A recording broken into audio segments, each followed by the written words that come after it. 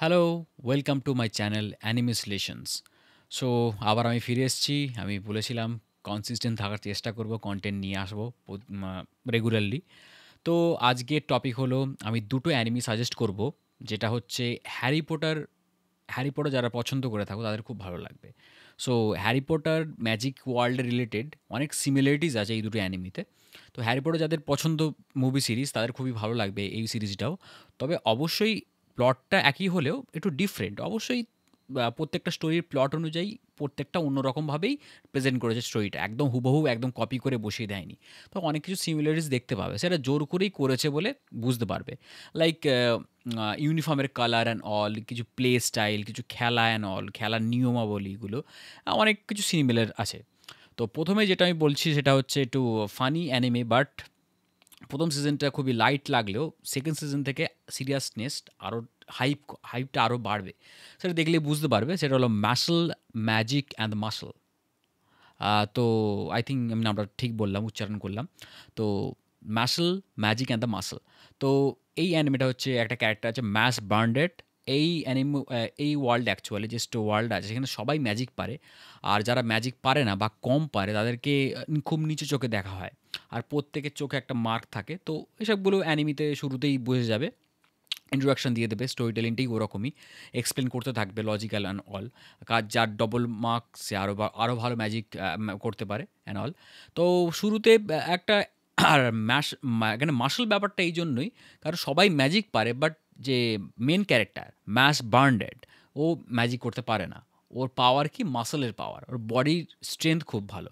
So তার এগেনস্টে এখন পুরো ম্যাজিক্যাল ওয়ার্ল্ড। তো সে কীভাবে ওই ওয়ার্ল্ডে বেড়ে উঠবে। আর ওই ওয়ার্ল্ডে হচ্ছে যারা ম্যাজিক ইউজার নয় তাদেরকে মেরে দেওয়া হয় বা এই সোসাইটি থেকে বার করে দেওয়া হয়, কোনোভাবে এলিমিনেট করে দেওয়া হয়। সো সেখানে স্টোরিটা শুরুতে সবার সবার ম্যাজিককে এগেনস্টে একাই লড়ে যাবে খুব ইজিলি, খুব ফানি ওয়েতে, খুবই কমফোর্ট জোনে থেকেই লড়ে যাবে। সব কিছু তার মাসল দিয়ে হারিয়ে দেবে।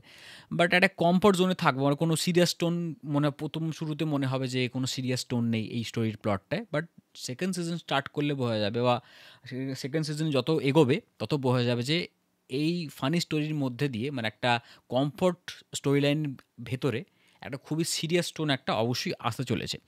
ইভেন ডাম্বল ডোর থেকে শুরু করে অনেক এই ম্যাজিক্যাল ওয়ার্ল্ডেতে ডাম্বল ডোরের মতো একটা ক্যারেক্টার আছে। শুধু ডাম্বল ডোর কেন, অনেকেই পাবে যে সিমিলার হ্যারি পটার থেকে অনেক ইন্সপায়ার্ড বলতে পারো, অনেকটাই ইন্সপায়ার্ড, একদম হুবহু কপি নয়, এটা একটা ইন্সপায়ার্ড বলা যেতে পারে।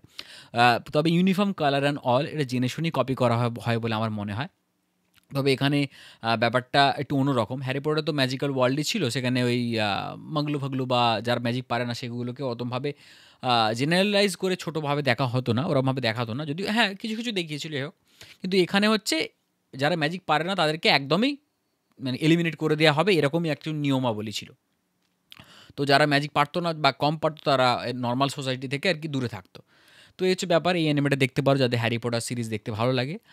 আরেকটা অ্যানিমে হচ্ছে, এই অ্যানিমেটা অতটাও ফানি ওয়েতে না হলেও বাট খুবই পপুলার একটা অ্যানিমে হয়েছে, উইস্টোরিয়া ওয়ান্ড অ্যান্ড সোর্ড। এখানেও একটু সিমিলার টপিক আছে। এখানে যে মেন ক্যারেক্টার প্রোটাগনিস্ট সে ম্যাজিক করতে পারে না।